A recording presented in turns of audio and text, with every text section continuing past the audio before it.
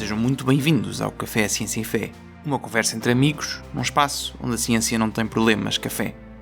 Relembro, se a relação da fé com a ciência é um tema que vos interessa, não se esqueçam de subscrever, por gosto e partilhar.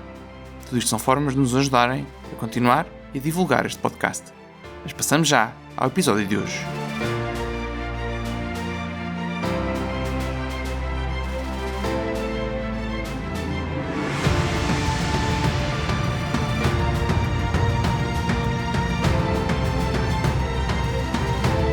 Os historiadores que escrevem sobre Hipátia têm tendido a focar-se nas dinâmicas religiosas de Alexandria dos séculos IV e V, mas as divisões espaciais e socioeconómicas importavam muito mais do que as diferenças religiosas para os contemporâneos de Hipátia.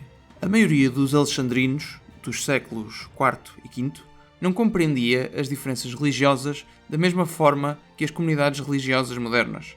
Eles não viam divisões claras entre cristãos e pagãos e não teriam sido naturalmente hostis a pessoas com crenças diferentes. Portanto, Bernardo, estamos aqui de volta a esta nossa história da Hipátia, não é? Que já começámos no episódio passado. E estamos aqui a citar o Watts no seu livro Hipátia, a vida e lenda da antiga filósofa. Acho que é assim. O título original é em inglês, não é? Isto é um livro da Oxford University Press. É isso mesmo. Olá, Gonçalo. Olá, Bernardo. Eu tentei aqui traduzir no local, assim, da maneira que consegui, mas a citação é esta, e começamos já aqui a notar alguma diferença face aos historiadores que nós citámos na sessão passada, parte, não é? Sim. Ou seja, notamos aqui uma muito maior cuidado com os detalhes, ou seja, não estão preocupados com a narrativa, mas há uma maior nuance, não é? Portanto, a situação não é assim tão simples como muitas vezes se faz passar, não é?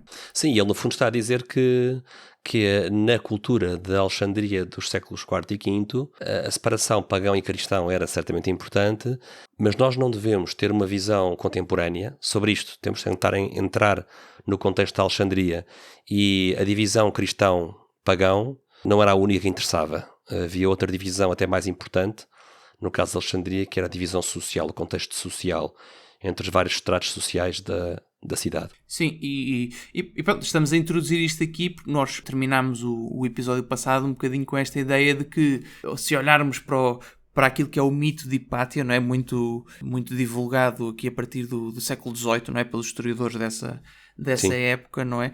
Havia aqui uma ideia um bocadinho enviesada de que era puramente um conflito entre o cristianismo dos primeiros séculos, não é? E a ciência e o conhecimento que estavam... Era uma luta entre o cristianismo e o paganismo, e davam a ideia que os cristãos associavam a ciência e a razão ao paganismo, não é? Portanto, era uma visão um bocado aviesada. No episódio de hoje vamos aqui ver o que é que os historiadores mais recentes, em particular aqui o Watts, dizem em relação a este assunto, não é? Em que fontes é que eles se baseiam, e vamos tentar mostrar aqui uma visão um bocado mais equilibrada do que aconteceu, não é? Não prometemos que seja 100% agradável, porque isto de facto é um episódio... A história não é agradável, sim, a história não é agradável. É um episódio um bocado triste, não é? Um bocadão, mas mesmo assim acho que é importante fazermos este tipo de distinções, o que é que de facto aconteceu nesta altura. Sim, e antes de entrarmos aqui na vida da Hipátia, falar aqui 3 ou 4 coisas rápidas sobre as fontes. Há uma biografia fundamental sobre a Hipátia, que é uma biografia contemporânea do ano 96, da historiadora Maria Dzielska. Nessa sua biografia, que no fundo vai condicionar bastante a historiografia moderna contemporânea sobre a Hipátia, a Maria Dzielska refuta os mitos em torno da Hipátia, que, como tu dizias, Gonçalo, já vinham desde o século XVIII. Tu citaste um historiador mais recente, uma obra de 2017, a biografia de Hipátia do Watts, do Edward Watts, e vamos usar para este episódio pelo facto de ser uma explicação muito mais acessível para leigos como nós, para pessoas não historiadoras, nós vamos utilizar abundantemente, como usamos também na parte 1, vamos usar abundantemente o artigo do historiador ateu Tim O'Neill. Neste caso vamos usar o que ele chama o mito número 9, a Hipátia de Alexandria, no seu site History for Atheists. Portanto, é um historiador ateu, mais uma vez, vamos usar aqui o Tim O'Neill como fonte imparcial, porque ele não tem absolutamente nenhuma motivação para proteger aqui o lado cristão. Sim.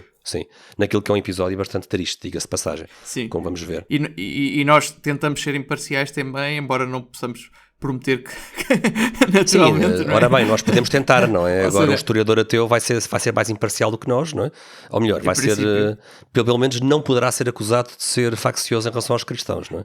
Exato. E por isso mesmo vamos usar abundantemente do artigo do Tim O'Neill durante este episódio. Exato. Portanto, quem nos estiver a ouvir, se ficarem indignados, se discordarem de alguma coisa, estejam à vontade para, como habitualmente, não é? Para nos dar a vossa opinião, quer através de comentários no canal do YouTube, quer através do nosso e-mail café.ciência.fe@gmail.com, mas não se esqueçam de que estamos a usar neste episódio, tal como no anterior, muito material de um historiador que é ateu. Exato.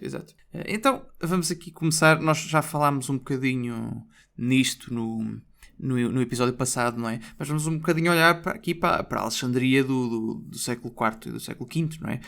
Como é que era esta cidade nesta altura, não é? Como é que ela era constituída, que tipo de pessoas é que lá viviam, que fama é que a cidade tinha, não é? Que é uma questão importante também. E dentro deste contexto, onde é que se inseria Hipátia, onde é que se inseria aqui a outra personagem, as outras personagens importantes desta história, não é? Que é o governador, não é? O Orestes e o arcebispo, o São Cirilo de Alexandria, não é? Onde é que como é que estas personagens, vão ser as três personagens principais aqui deste episódio, não é? Como é que elas se inserem neste contexto?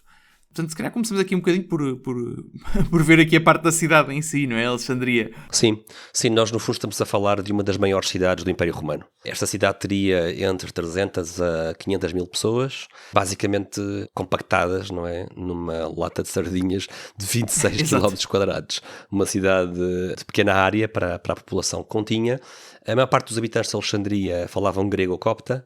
Havia uma importante comunidade de judeus. E isto não é de agora, não é? É já uma comunidade antiga. Sim, e era uma cidade junto ao mar, não é? Uma cidade junto ao mar, fundada, ou pelo menos não sei se já lá existia alguma coisa antes, mas refundada ou pelo menos refundada por Alexandre o Grande, não é? Daí o nome, não é? E é uma cidade que tem uma importância económica extraordinária, não é? Porque no tempo do Império Romano o Egito havia quem conhecesse o Egito como o celeiro de Roma, não é? Porque a produção agrícola era extraordinária e abundante.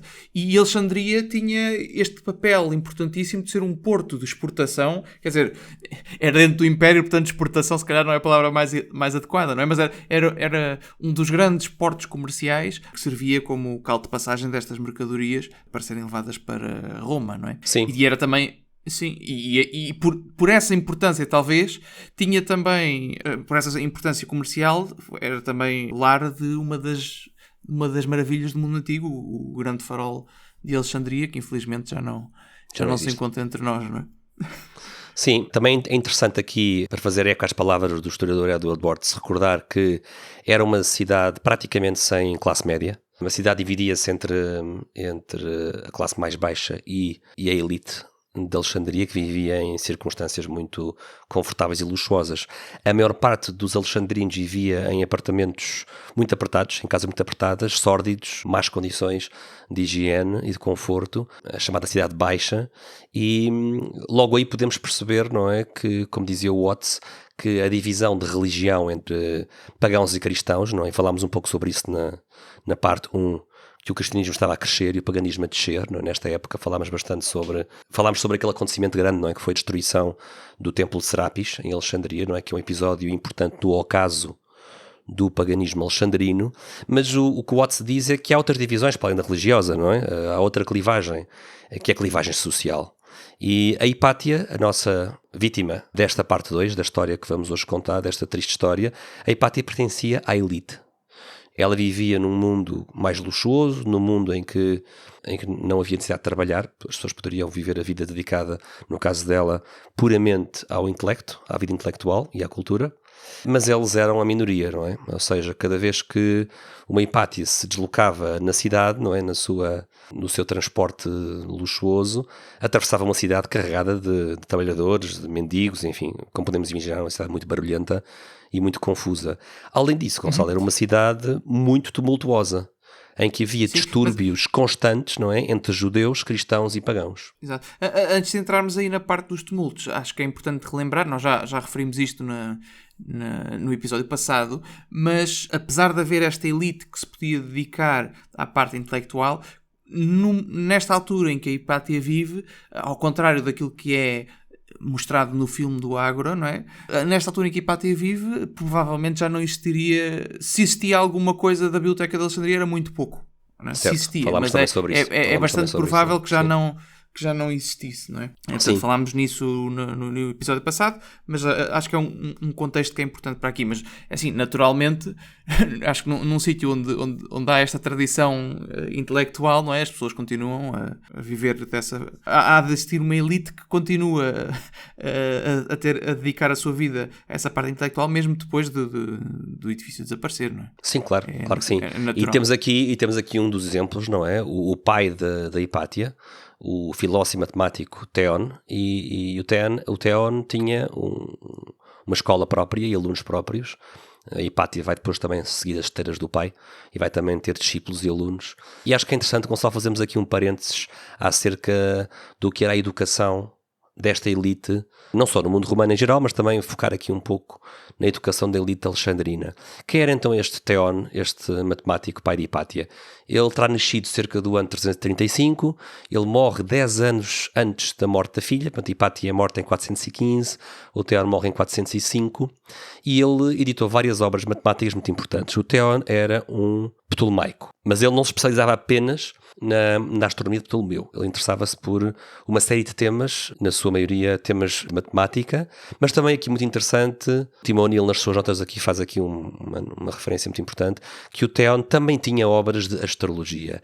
E esta é aquela parte que por vezes, Gonçalo, naquelas narrativas que nós encontramos... Adivinhação e... Adivinhação, sim, auspícios. E esta parte normalmente os nossos Carl Sagans e outros não referem, não contam essa parte menos bonita.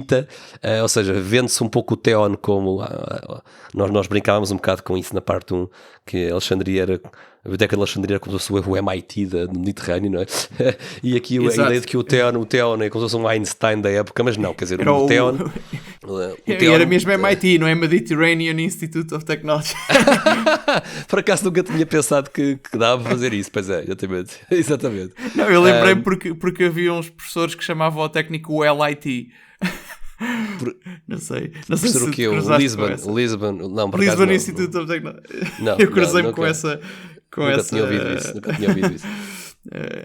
Essa brincadeira. E aqui o Theon, por exemplo, para termos uma ideia deste aspecto menos fascinante menos fascinante, quer dizer, menos moderno, se quisermos, do Theon, ele tem uma obra, por acaso perdida, mas sabe-se que a obra existiu em tempos, intitulada Sobre os sinais e o exame das aves e o coachar dos corvos.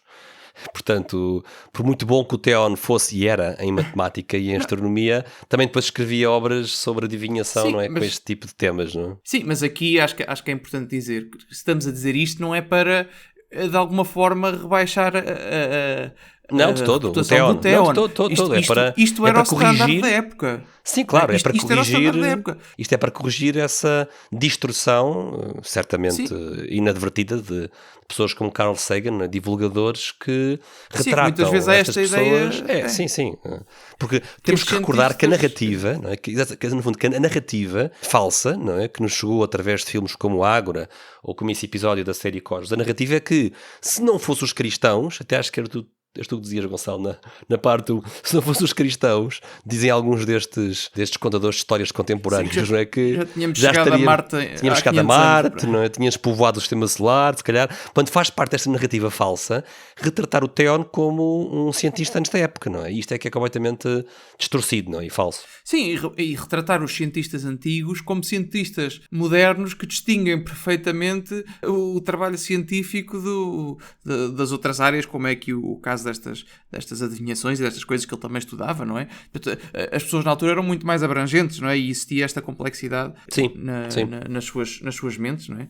Portanto, e assim, há aqui algo que é claro, não é? Para a Hipátia não estar casada, porque ela era uma mulher celibatária, havia posses na família de Theon, na família de Hipátia, porque muitas vezes o casamento era uma forma de persistência social ou de crescimento social do ponto de vista económico, não é? E aqui neste caso há uma liberdade financeira clara, não é? Porque o pai coloca a sua filha numa rota de educação absolutamente fora de série, uma educação de elite. Sim, e acredito que haja aqui vários motivos, não é? Por um lado, ele tem posses para lhe dar essa educação e de posses e também os conhecimentos, não é? E não precisa de a casar, não precisa de a casar. Sim. Sim, e ao mesmo tempo ela já não tem, em termos de casamento, não tem muito por onde crescer, não é? Ou seja, ele já está numa posição bastante confortável, portanto... Ora bem, o casamento não lhe vai trazer... É isso mesmo. O casamento não lhe vai trazer estatuto social que ela já tem, não é? Sim. Ou seja, estamos numa época em que, em muitos casos, o casamento era visto de uma forma completamente diferente daquela que é hoje, não é? Sim. Ou seja, a ideia que as pessoas casam por amor é uma aqui coisa... Aqui não. Aqui era completamente diferente, não é? Durante muito tempo não. E por todo o mundo, assim. Por todo o mundo, de forma geral. E temos aqui um outro facto importante, o Timão O'Neill aqui explica bem qual era o currículo. O currículo era um currículo bem estabelecido, não havia aqui grande improvisação. A educação de elite no mundo romano tardio começava cedo. As crianças aprendiam a ler e escrever à volta dos 5 anos, que é interessante, não é muito diferente de hoje em dia. Normalmente, a educação da maioria das raparigas de família aristocrática parava por aqui, ou seja, com a escolaridade básica, digamos, saber ler e escrever, enquanto que os rapazes continuavam mais alguns anos. Os rapazes estudavam gramática e poesia a partir dos 12 anos e depois poderiam até evoluir para estudar retórica, debates e oratória aos 15 anos. Por volta dos 15 anos, a maior parte dos rapazes terminava a educação, depois poderia haver uma minoria deles que continuavam a estudar, naturalmente, não é? Mas acontecia que muitas vezes, não é? A partir destes 15 anos, os rapazes tinham a formação necessária completa para entrarem na classe administrativa, não é, nestes cargos burocráticos, podemos dizer hoje, na administração do Império Romano tardio, sendo que aqueles rapazes menos dotados para os temas académicos poderiam ser dirigidos mais cedo para a ginástica, não é? Para a carreira militar, certo? Para atividades é engraçado, não é? Os menos dotados iam treinar fisicamente e se calhar iriam para uma carreira militar, não é? Os intermédios ficavam aqui na carreira administrativa e os que fossem mesmo muito bons podiam-se dedicar ao estudo do resto da vida. Ao estudo exclusivo, não é? Como aconteceu com o Theon e depois também com a Hipátia. Portanto, havia aqui no fundo uma minoria desta elite, portanto já estamos numa elite, não é? E mesmo assim havia uma minoria dentro desta elite que avançaria para estudos superiores em lógica, matemática e filosofia, e isto incluía também o subramo da matemática e da astronomia. Alguns também poderiam especializar-se em medicina. Isto não era algo, vamos lá ver, não havia aqui nenhuma proibição das raparigas o fazerem. Tudo dependia do estatuto social e do interesse da própria família. Mas não era muito comum. Não era muito comum que uma rapariga avançasse prática, para estes temas, não é? Sim, é uma questão muito prática. Não havia aqui de todo nenhuma proibição em que isso acontecesse. E a Hipátia é um exemplo de que não havia proibição nenhuma. Sim.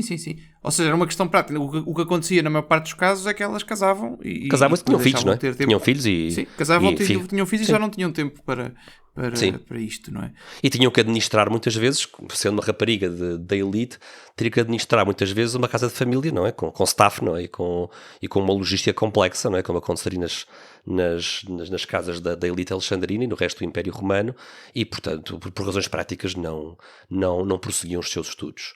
Aqui no caso da Hipátia, não é isso que acontece. No caso da Hipátia, certamente uma rapariga talentosa, e o pai terá reparado nisso, ela não se casa, isso é estabelecido por todos os historiadores que falam nela. A família era neoplatónica, portanto não estamos a falar de uma família cristã. Theon não era cristão, Hipátia também não era cristã, era uma elite neoplatónica, de uma tradição muito intelectual da sua família. Ela deveria ser então claramente uma estudante brilhante, foi aluna do próprio pai, passou a dar aulas lado a lado no colégio do pai, ou na escola do pai, trabalhou com o pai os seus trabalhos astronómicos e matemáticos. O Theon era um grande comentador de Ptolomeu, ele escreve 13 livros de comentário à obra-prima de Ptolomeu, não é? A Matemática Sintaxis, o nome grego do livro de Ptolomeu. Depois nós conhecemos este livro, falámos nele na nossa série sobre Galileu, conhecemos o livro com o nome árabe de Almagesto, Almagisto, não é? O grande livro, não é? Mas em grego o título da obra-prima de Ptolomeu era Matemática Sintaxis, que é uma coisa que até percebemos bem, uma síntese, não é? Síntese matemática, no fundo. Sim, exatamente, tal e qual. Matemática neste conceito astronómico, não é? Numa lógica de salvar os fenómenos, não é? Tabelas de representação da altura e das posições das estrelas ao longo do ano. Sim. É uma obra vasta, não é? 13 livros de comentário ao Almagesto mostra que o Theon era um especialista em Ptolomeu, não é? E a sua filha seguiu os passos do pai. E é interessante porque provavelmente a única coisa que nos chegou de Hipátia foi este trabalho que ela fez na edição dos livros do pai, não é? Porque sim. Outros livros que ela eventualmente tenha escrito não sobreviveram até aos nossos dias, não é? É isso, e estás aqui a referir aqui um ponto importante. Um historiador comenta que destes 13 livros que o pai dela escreveu, que o Theon escreveu sobre o livro de Ptolomeu, há 10 desses 3 livros que têm uma edição diferente. E sabes que ela trabalhou pelo menos num deles, não é? Não, eu acho que mais. Acho que ela trabalhou em 10 dos 13. Deixa-me só ver aqui as notas. Sim, isso é o argumento, mas pelo que eu percebi aqui da preparação que nós tivemos a fazer, Theon diz no título que trabalhou com ela num dos livros. E a numeração desse livro é igual à de outros 10. E é diferente dos primeiros 3, não é?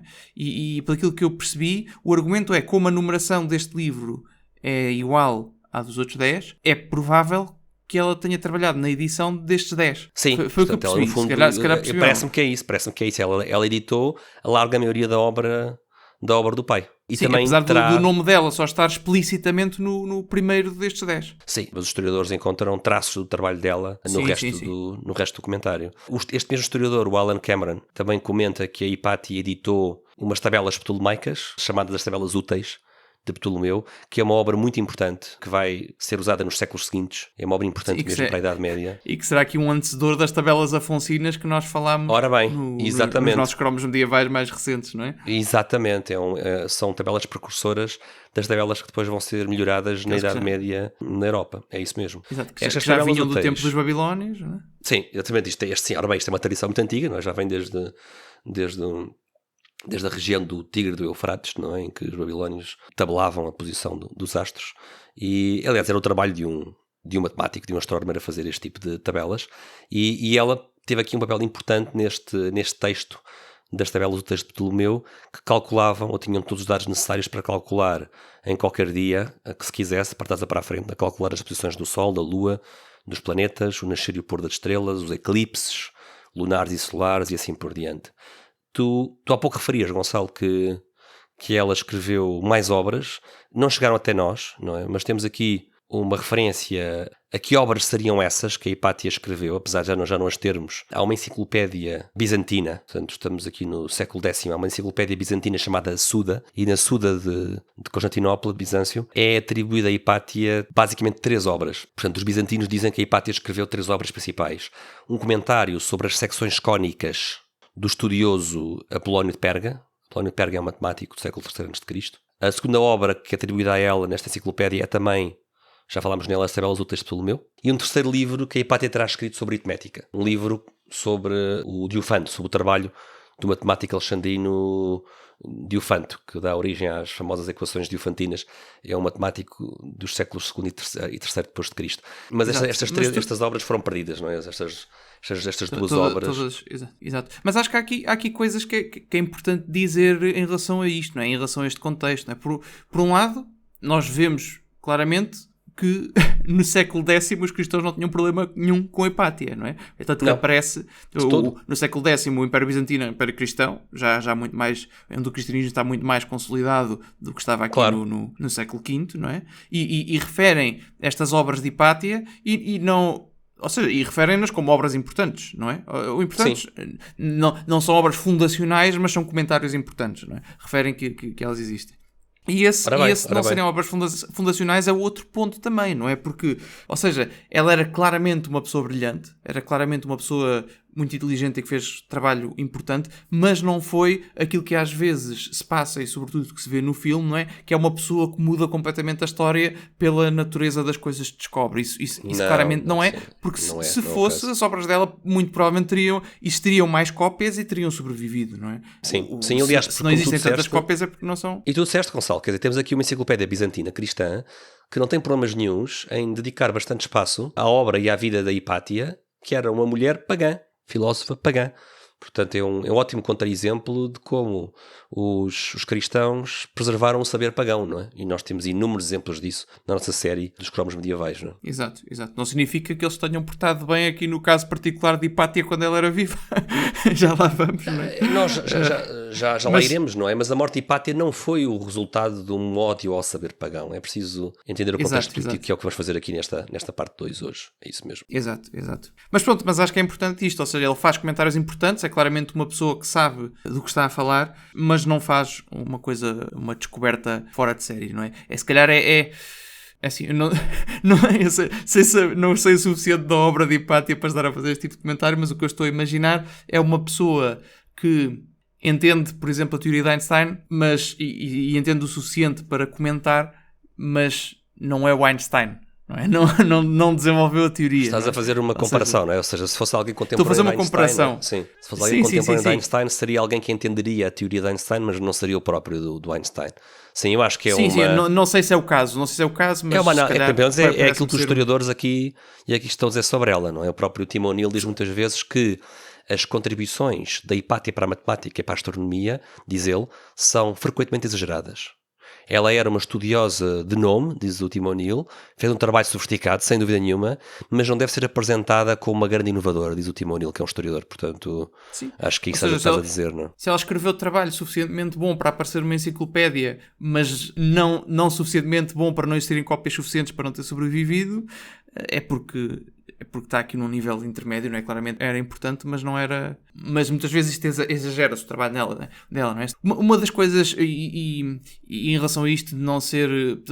das descobertas dela serem exageradas, uma das coisas que acontece se nós virmos o filme é que ela aparece creditada como tendo descoberto que as órbitas dos planetas eram elipses em vez de serem círculos e que isso resolvia o problema e de repente põe o Sol no centro do universo e os planetas a andarem em elipse. No fundo ela era uma Kepleriana antes de Kepler. Sim, exato, que é no fundo um salto importantíssimo na astronomia, mas que aconteceu muito mais tarde, não é? Que nesta época era completamente impensável, e no filme dá-se um bocado, faz esta ligação, porque se nós... Ao mesmo tempo tem algum background, parece-me, porque aqui uma destas obras que nós referimos, que a Enciclopédia Bizantina, a Suda, refere em que ela trabalhou, é a obra das secções cónicas. E a verdade é que tanto o círculo como a elipse são secções cónicas. Portanto, é provável que eles tenham... Eu até tinha ideia, já vi o filme há alguns anos, tenho ideia que no filme há uma cena em que ela tem um cone com vários cortes. É possível, sim. E olhando para esses cortes, daí lhe surge a ideia brilhante de colocar as órbitas elípticas. De colocar órbitas elípticas em vez de órbitas circulares. Mas isso é uma coisa completamente impensável, não é? E tanto quanto percebi, não existe aqui nenhum indício de que ela alguma vez tenha feito isso, não é? Pelo contrário, Gonçalo. Pelo contrário, por duas razões pelo menos. Sim. Porque os gregos, e isto vai até Galileu, os gregos tinham a ideia de que o círculo era uma forma nobre e perfeita. E por isso havia um grande apego a órbitas circulares. Isto vai durar até Galileu. O Galileu rejeita o modelo elíptico de Kepler pelo fascínio que o Galileu tinha pela perfeição circular, não é? Portanto, essa é uma das razões. Mas eu acho que a razão até mais interessante é uma razão técnica. É que se a Hipátia era uma grande comentadora de Ptolomeu, junto com o seu pai, e o Ptolomeu tem aquele modelo bastante complexo de vários graus de liberdade, de círculos sobrepostos em círculos, não é? Que é o modelo dos epiciclos, dos deferentes e dos equantes. Nós falámos um pouco sobre isso no começo da nossa saga sobre Galileu, não é? A importância dos graus de liberdade do modelo Ptolomeu para ajustar as observações a esse modelo ptolomaico. toda a matemática de Ptolomeu são círculos acima de círculos acima de círculos. Quer dizer, pensarmos que uma filha de um ptolomaico, que era ptolomaica, iria agora de repente rebentar com o modelo Ptolomeu ao qual ela dedicou a vida dela e o pai dela dedicou a vida dele, não é? Não faz sentido nenhum. Quer dizer, era preciso virar de pantanas o modelo Ptolomeu para pôr lá elipses. Uma coisa completamente absurda, não é? Sim, ou seja, eu consigo conceptualizar que tivesse aparecido, mas não havendo nenhum indício e não sendo aparente nenhuma motivação para o fazer. Aliás, a motivação é completamente contrária, não é? Tendo ela trabalhado toda a vida contrária, com o Ptolomeu, parece-me uma coisa altamente improvável, não é? Mas completamente, o que é certo completamente. é que não chega não há nenhum indício naquilo que se sabe sobre a vida dela de que ela tenha descoberto isso, não é? E continua nessa esteira. E mesmo que eu tivesse... Sim, e mesmo que eu tivesse descoberto, como é que comparava depois com as observações, não é? Não sei se as observações... Por acaso aí não quero estar também... Pois, nós não sabemos. Não nós sei, não sabemos também não qual é que era a precisão das observações que ela faria. Não há telescópios, não é? Nós estamos a falar de observações a olho nu, não é? Mas basta perceber que não havia nem a mentalidade filosófica para aceitar órbitas que não fossem circulares, mas ainda por cima as órbitas elípticas eram incompatíveis com o modelo ptolomaico, que era o modelo reinante na altura. Não tinha a perfeição matemática e não tinha... Não tinha a perfeição matemática e não tinha uma física que apoiasse. Sim, é isso mesmo. Ao contrário do que aconteceu depois mais tarde com Newton e com Kepler, não é? Quer dizer, Kepler ainda não tinha a física, mas Newton depois tratou disso. E seguindo aqui na esteira do que tu acabaste de dizer, não é? Que este mito contemporâneo, nomeadamente no filme Ágora, distorce a história ao colocá-la a inventar órbitas elípticas.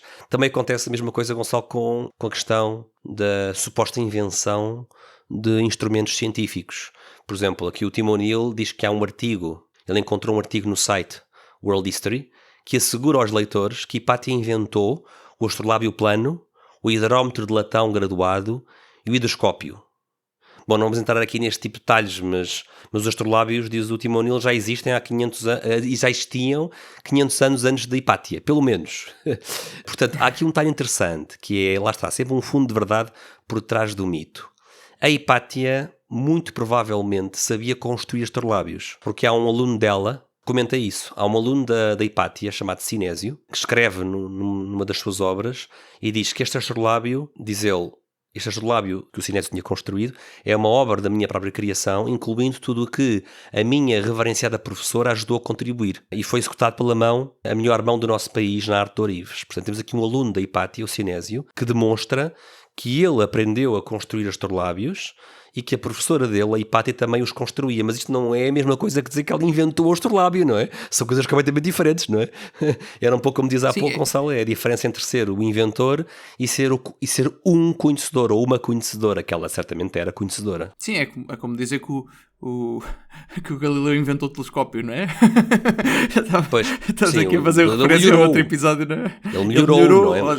Mas aí ele melhorou, não é? Aqui estamos a falar só da construção, mas está a pensar mais o exemplo que veio à cabeça antes, eu depois disse isto um bocado em referência a outro episódio, mas dizer que os jesuítas que levaram o telescópio para a China, não é? Que o inventaram, não é? Ou seja, eles sabiam fabricar, não faria sentido, não é? Não faria sentido. São divulgadores, não é? São conhecedores, mas não são os inventores. Que tem valor, é uma coisa importantíssima. Claro, mas claro que sim. Não é a mesma coisa que inventar o instrumento.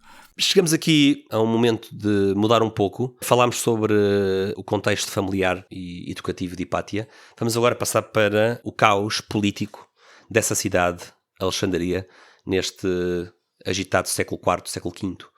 E há uma das coisas, não é? E acho que antes de entrarmos para esse caos político do século IV, século V, acho que estamos na altura ideal de fazer aqui um pequeno intervalo. O intervalo, sim. Vamos embora fazer o intervalo, parece-me bem. E voltamos já com esta continuação. Até já. Até já. Obrigado.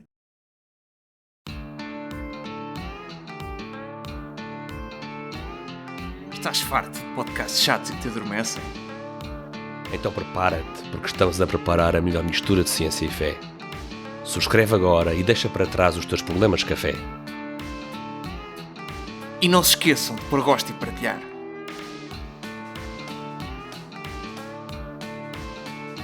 Não parecia o George Clooney, pois não?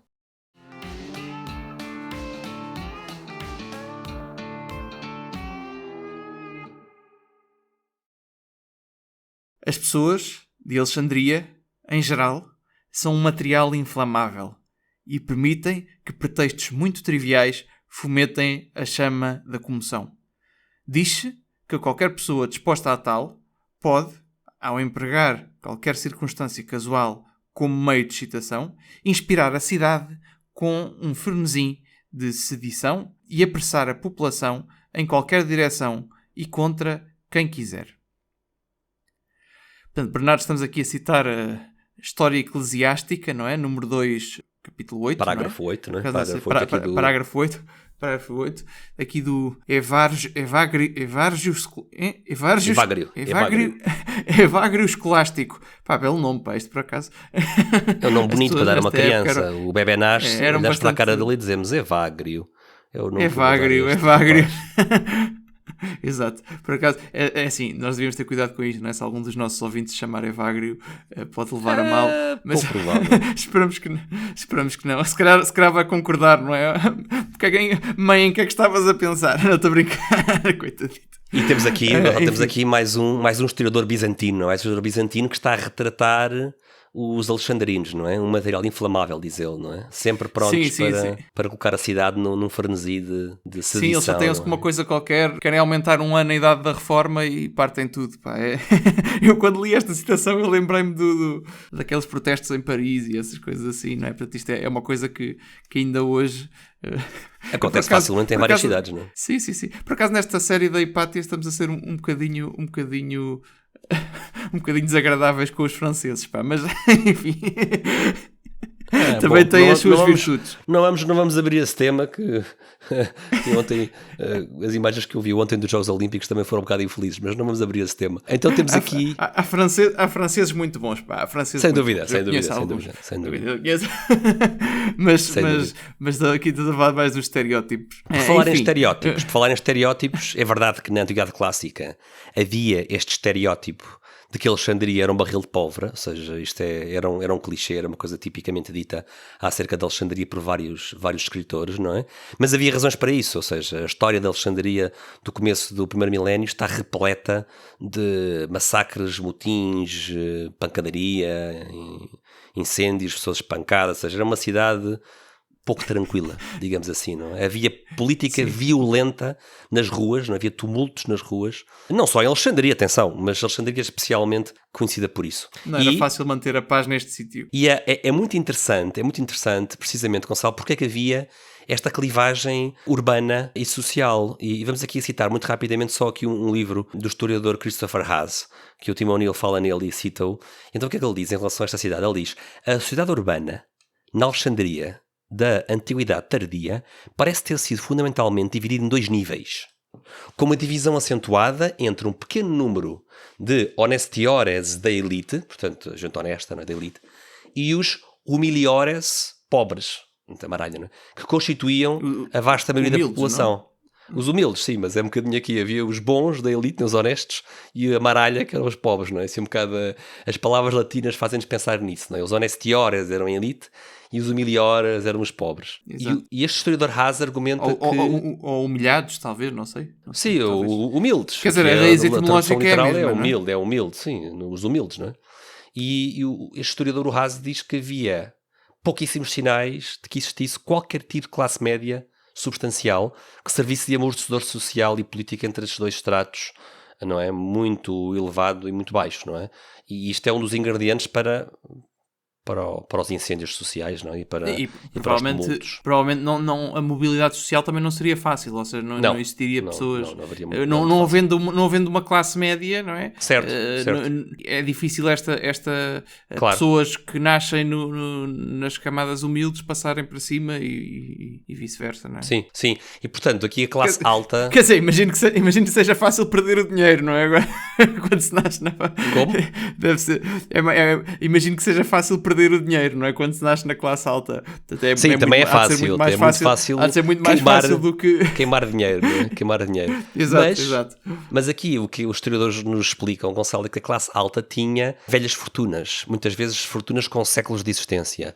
E propriedades extensas. Portanto, também era um dinheiro que mesmo que fosse queimado depressa, havia muito. E esta elite detinha praticamente o poder político na cidade, eram nomeados para as magistraturas cívicas, sentavam-se no Conselho da Cidade, dividiam os cargos políticos entre si, faziam parte daquela rede de patronos do Império Romano, da clientela da administração imperial, falavam grego. Faz sentido que fossem velhas fortunas, não é? Porque, quer dizer, olhando aqui para a Hipátia e para o pai, não é?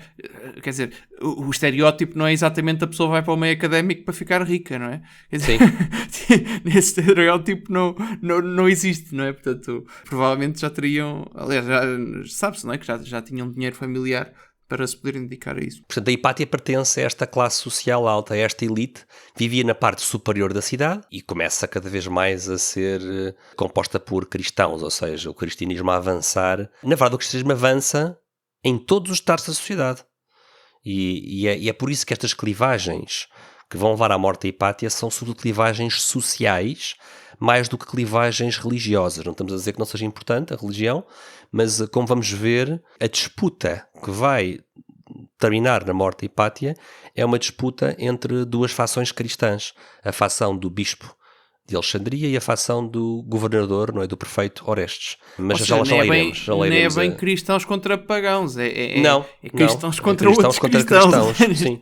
É esse tumulto que vai dar origem à morte de Hipátia, depois de alguns acontecimentos que vamos explicar aqui com mais detalhe. O cristianismo está naturalmente associado a Alexandria de forma muito vincada e desde muito cedo. Tradicionalmente liga-se o patriarcado de Alexandria ao evangelista São Marcos, àquele João Marcos de Jerusalém que teria trazido o cristianismo para a cidade de Alexandria. Sim, e acho que nem por acaso não sei, não teria implantação aí, não é? Mas é uma possibilidade quando se diz que a Sagrada Família foi para o Egito, não é? Que tenham passado por Alexandria. É uma possibilidade, não sei se...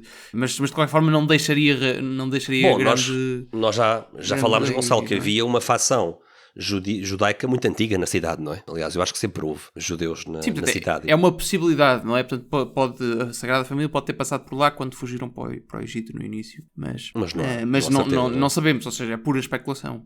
Sim. É também preciso perceber que o século anterior, nós estamos aqui em torno do final do século IV, não é? Mas o século anterior, o século III, foi um século de muita perseguição, sobretudo ali em torno de Diocleciano, muita perseguição aos cristãos. Portanto, no século anterior, os cristãos de Alexandria tiveram que subir na sociedade a pulso. E eram claramente uma minoria, não é? Que foi se tornando a pouco e pouco numa maioria. Daqui o papel do patriarca de Alexandria. No século III era um patriarca de uma minoria perseguida. No século IV, o patriarca de Alexandria já dividia o poder da cidade com o prefeito nomeado pelo imperador, não é? Já havia aqui uma divisão de poder substancial, não é? E é este desequilíbrio de poder, em que o poder na cidade é dividido entre um governador e um bispo, que vai estar na origem daqui das confusões que vamos descrever daqui a pouco, não é? As confusões que vão levar à morte de Hipátia.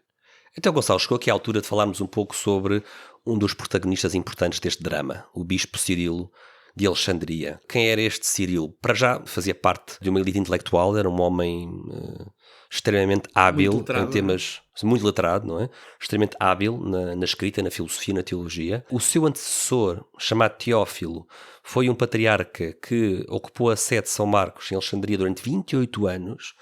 Ou seja, nós falámos na parte 1, Gonçalo, daquele episódio da destruição do Templo de Serapis e assim por diante. O patriarca era Teófilo. O Teófilo consegue mais ou menos bem governar este período conturbado e acalmar a cidade ao longo de um patriarcado bastante longo. Sabemos também que o Teófilo estaria em bons termos com a Hipátia. Isto é muito importante. O bispo anterior a Cirilo não teria problemas com a Hipátia. Uma evidência disto é que o Teófilo casou o Sinésio. Há pouco falámos no Sinésio, aquele aluno da Hipátia que construía astrolábios. O Sinésio é casado pelo Teófilo, portanto havia uma relação de proximidade entre o Teófilo e a Hipátia através deste aluno. Mas quando o Teófilo... E ao mesmo tempo, se o Teófilo casou, significa que ele era cristão. Portanto, havia um aluno, pelo menos um aluno de Hipátia que era cristão. Sim, Sinésio era cristão. É? Sim, Sinésio, o aluno de Hipátia, era cristão, apesar dela não ser. E portanto, quando claramente havia aqui misturas. Ou seja, não Sim, não mas, era, mas é isso que é importante. Ou seja, o que interessava em Alexandria, como já dissemos várias vezes, era a classe social. Muito mais do que a religião, porque o cristianismo estava a ganhar terreno em todas as classes sociais. As pessoas estavam a converter-se em todas as classes sociais e, portanto, a clivagem social não era tanto cristão versus pagão, versus judeu, era mais uma clivagem social, não é? Daquela elite versus os humildes, não é? O cristianismo acho que sempre atraiu pessoas de todas as classes sociais. Certo, Apesar de, no início ter assim um especial apelo às pessoas mais pobres, não é? Claro. Naturalmente, claro. Por lhes dar a dignidade que elas antes não tinham, mas havia conversões nas classes todas. Sempre houve desde o início, não é? Mas podemos imaginar que aqui, a partir do momento, como referimos no episódio anterior, não é? Estamos na altura em que o cristianismo se tornou legal e depois tornou-se a religião do Estado. Portanto, é normal que nesta altura comecem a haver muito mais conversões de pessoas de classes mais elevadas, não é? Que até aí teriam muito a perder, não é? Se convertessem publicamente, mas a partir daqui já não... Pronto, já é um processo muito mais simples, não é? Não, nós agora estamos... Até é possível que, como se tornou religião oficial, tenha havido várias conversões que fossem conversões por interesse, não é? Também é muito possível, é muito possível. Sim, é muito possível. Bastante... Portanto, recordando aqui as datas, não é? Édito de Salónica, 380 d.C., Teodósio torna o cristianismo a religião oficial, e nós estamos em 412, quando morre o patriarca Teófilo. E quem o sucede é o seu sobrinho Cirilo, que é aqui o ator deste drama, não é? O bispo que se vai incompatibilizar com Orestes, com o governador, não é? Mas aqui um bocadinho mais de intriga, para percebermos aqui um bocadinho mais do contexto. Havia outro candidato ao trono episcopal, que era um arquidiácono chamado Timóteo. E o que é que se passa? Este Timóteo tinha o favoritismo dos alexandrinos mais ricos, enquanto que o Cirilo era apoiado pelos mais pobres. Portanto, mais uma vez aqui, Gonçalo, a clivagem social, não é? Nós temos um candidato a bispo, que é o Timóteo, que tem o apoio da elite rica, e temos Cirilo, que tem o apoio quer dos cristãos mais pobres da cidade, quer também daqueles monges, e eram muitos, que viviam em ermitérios, não é? Viviam como ermitas fora da cidade, e que também eram fortemente apoiantes de Cirilo. E é esta disputa entre, mais uma vez, a elite financeira, social da cidade e a população, não é? Que vai estar na origem deste drama. O Cirilo era o candidato das classes mais baixas da cidade. O Cirilo também teve aqui um papel interessante, Gonçalo, na perseguição à seita dos novacianos. Porquê é que isto é interessante? Isto é interessante porque quando nós ouvimos a narrativa moderna ou contemporânea do mito de Hipátia, costuma-se dizer que o Cirilo era um fundamentalista. Mais uma vez, o Cirilo estava contra a Hipátia, diz a lenda, porque ele era um fundamentalista contra o saber, contra a ciência dos pagãos, não é? Mas para nós termos um bocadinho de sentido ou noção de proporção, convém perceber onde é que se posicionava a teologia de Cirilo. Ora, quando Cirilo combate os novacianos, o Cirilo mostra que ele é um cristão bastante moderado, porque os novacianos eram cristãos que eram inflexíveis no que dizia respeito a voltar a admitir pecadores. Ou seja, quando um cristão pecava, os novacianos, que era uma seita extremista, não deixavam esse pecador regressar à igreja. Em pecados graves, como por exemplo idolatria, não é? E outros pecados, não é? Não me admira que a seita tenha desaparecido, não é? Porque exatamente. Se ele não admite, se eles não readmitiam os pecadores graves, não é? Os pecadores não ficava grande gente, não ficava lá muita gente, não é? Sim. Exato.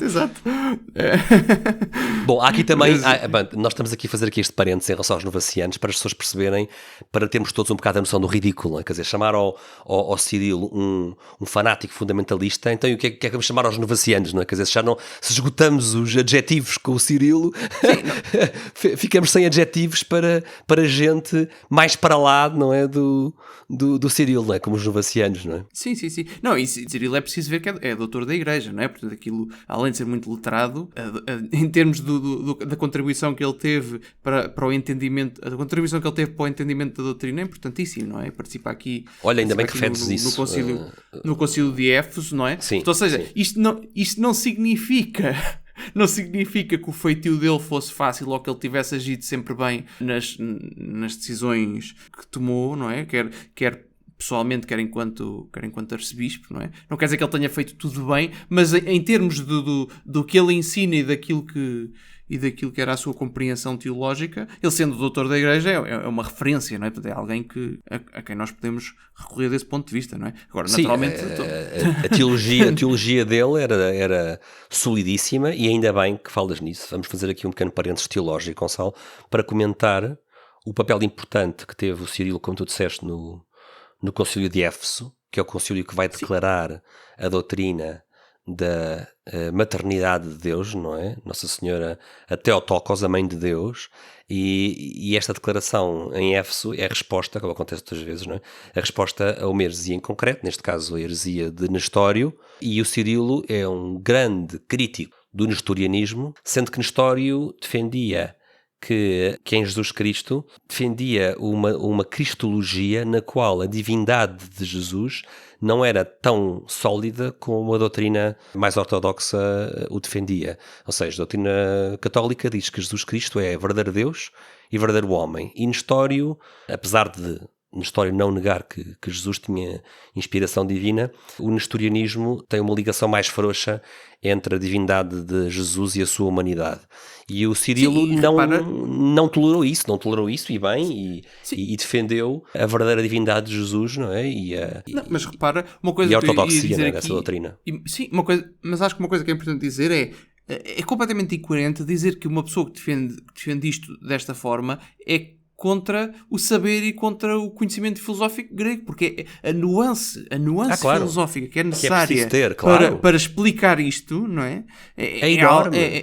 É uma nuance que só tem quem tem um grande estudo e um grande respeito pelo saber, incluindo o saber grego. Aliás, Gonçalo, as definições dogmáticas importantes desta época, destes primeiros concílios, não é? Como por exemplo o consubstancial, não é?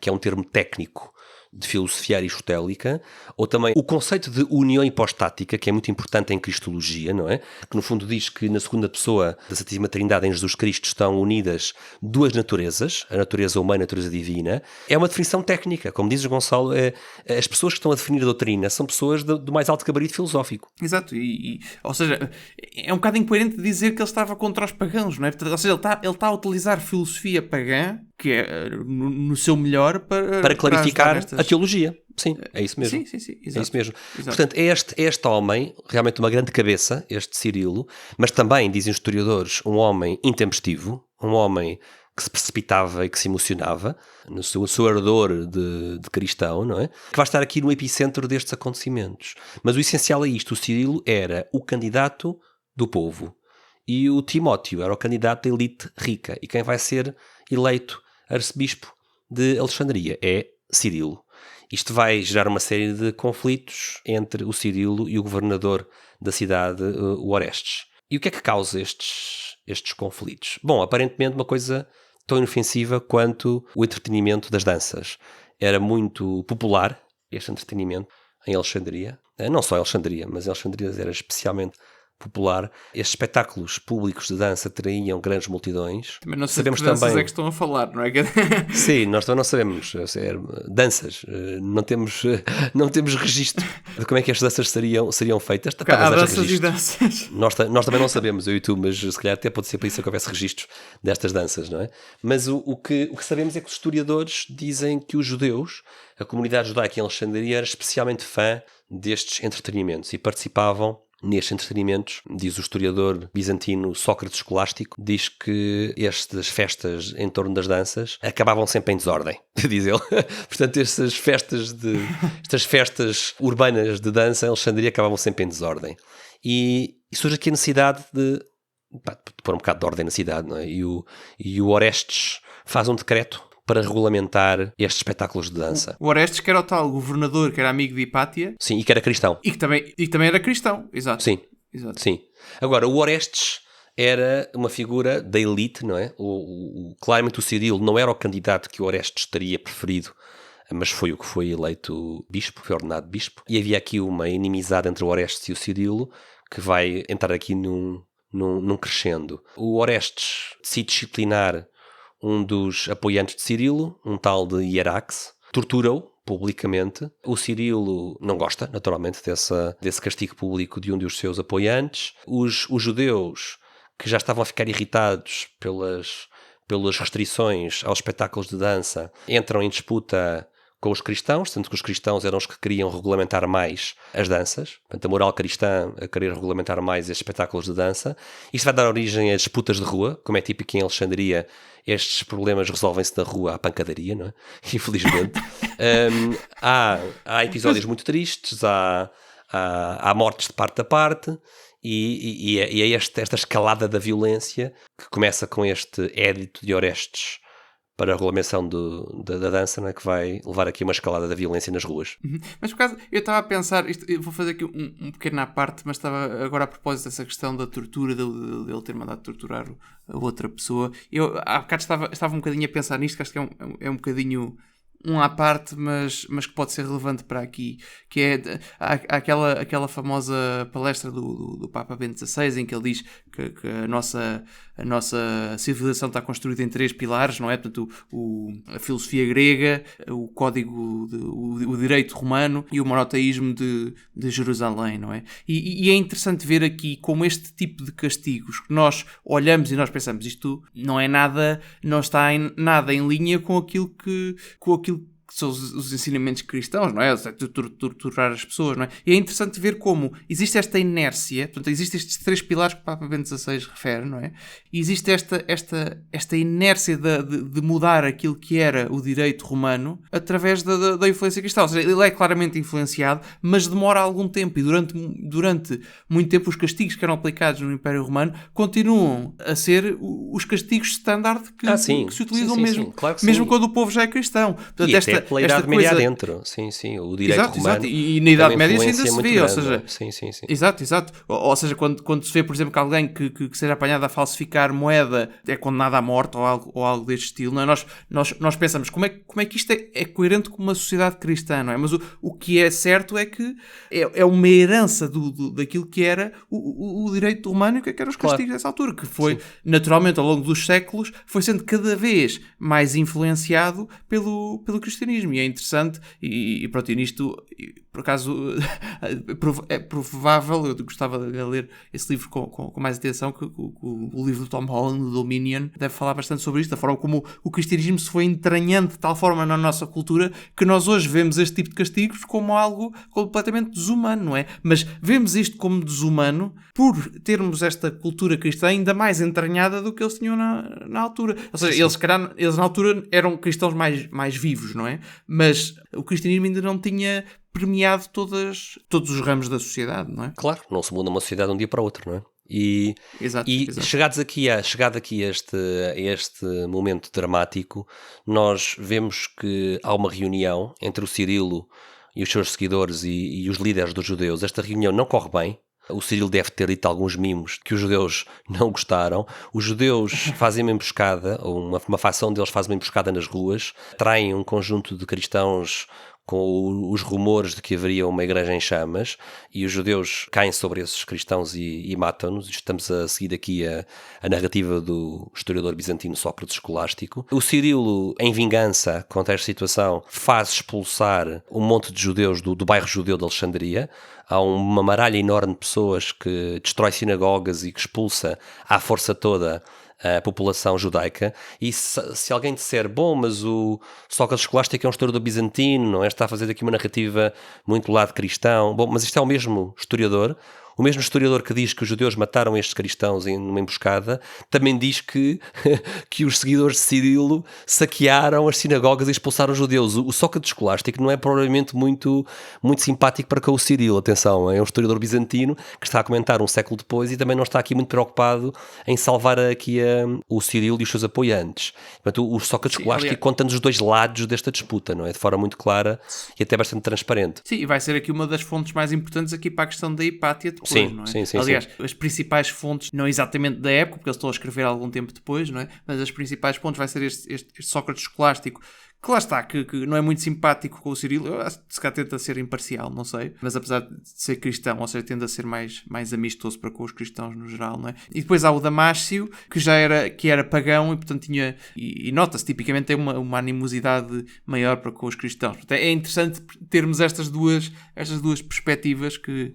Sim, é verdade, nós vamos também citar aqui o Damásio, que é um dos últimos filósofos neoplatonistas, que é um filósofo de Atenas, que escreve ali no virar do século V para o século VI, e é como tu dizes, ou seja, o Damásio, quando escrever sobre estes acontecimentos, vai ser muito mais agressivo acerca do Cirilo, e curiosamente vai ser a narrativa desse pagão Damásio, que tu referiste, vai ser essa narrativa que vai depois ser agarrada pelos homens do iluminismo, não é? Pelo Edward Gibbon, pelo Toland. Eles vão completamente aceitar de forma acrítica a leitura que o Damasio faz destes acontecimentos, que é uma leitura bastante antipática em relação aos cristãos. Exato. Se bem que neste episódio é fácil ser antipático, porque o episódio é muito mau, não é? Exato. O que se faz hoje em dia é mais tentar ir pelo meio termo, não é? Ou sim, seja, claro. Ter aqui uma visão mais equilibrada dos acontecimentos, não é? Exato. Então, o que é que nós temos está aqui a acontecer, Gonçalo? Nós estamos aqui num momento bastante intenso, bastante dramático. Nós temos um governante da cidade, um Orestes, que está indignado que este fulano, apesar de bispo, está a expulsar uma parte dos seus concidadãos judeus para fora da cidade, e o Orestes, que é quem representa o imperador em Alexandria, não é tido nem achado. Ele está muitíssimo chateado com o crescente poder dos bispos, porque os bispos estão a movimentar as massas e estão a entrar na jurisdição que pertence a autoridades políticas que o imperador nomeou. Ou seja, essa expulsão dos judeus é uma afronta ao poder político do Orestes, e isto não vai ficar assim. Mais uma vez, não esquecer, o Império já é cristão, Orestes representa o imperador que é cristão, Orestes também é cristão. Não esquecer disto, não é? Exato. E o Orestes é amigo da Hipátia. Sim. Entretanto, no meio desta disputa toda, o Orestes e o Cirilo escrevem cartas ao imperador, a pedir ao imperador que os apoiem nesta disputa, que apoie um e o outro nesta disputa. Há uma tentativa de paz, Gonçalo, há uma tentativa de conciliação entre o Cirilo e o Orestes. Diz aqui a narrativa que estamos aqui a seguir, o Timonil, que o Cirilo, o bispo Cirilo, estendeu os evangelhos ao Orestes, pedindo que o respeito pela religião ajudasse a pacificar aqui a disputa, mas o Orestes não estava disposto a comprometer-se com um bispo que ele considerava ser um bispo radical, apoiado por uma turba da Cidade Baixa, né? Apoiado por gente que o Orestes considerava de uma classe social completamente diferente da dele, e o Orestes não ia pactuar. O Orestes, como membro da elite, não iria permitir que a sua política fosse ditada pela Maralha. E para ele, o bispo Cirilo era o bispo da Maralha. E, Gonçalo, acho que está aqui na altura de fazermos aqui uma segunda e última pausa, porque vamos entrar já de seguida no desfecho dramático, né? No assassinato de Hipátia. No desfecho dramático do caso, exato. Então, até já, fazemos aqui um descanso aos nossos ouvintes e voltamos já. Até já. Depois deste curto intervalo. Até já.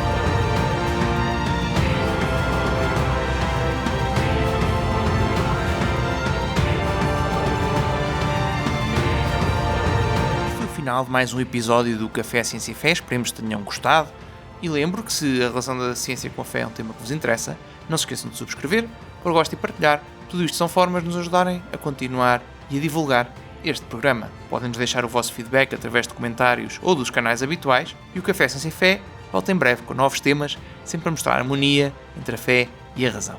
Até lá, fiquem bem.